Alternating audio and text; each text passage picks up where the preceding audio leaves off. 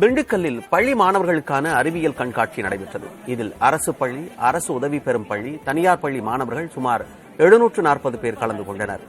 தானியங்கி விவசாய கருவிகள், மின்காந்த தூண்டல், புவி ஈர்ப்பு விசை உள்ளிட்ட பல்வேறு கண்டுபிடிப்புகளை மாணவர்கள் காட்சிப்படுத்தியிருந்தனர். கண்காட்சியில் வெற்றி பெறும் மாணவர்களுக்கு ரொக்க பணமும் சான்றுகளும் வழங்கப்பட்டன.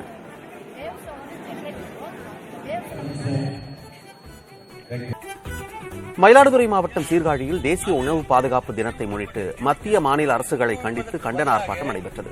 பழைய பேருந்து நிலையத்தில் நடைபெற்ற இந்த ஆர்ப்பாட்டத்தில் மண்ணையும் மக்களையும் மடலாக்கும் மரபணு மாற்று கடுகிற்கு கொடுத்த அனுமதியை ரத்து செய்ய வேண்டும், அனைத்து விதமான களைக்கொல்லி மற்றும் பூச்சிக்கொல்லிகளை நாடு முழுவதும் தடை செய்ய வேண்டும், செறிவூட்டப்பட்ட அரிசி திட்டத்தை திரும்பப் பெற வேண்டும் உள்ளிட்ட கோரிக்கைகள் வலியுறுத்தப்பட்டன.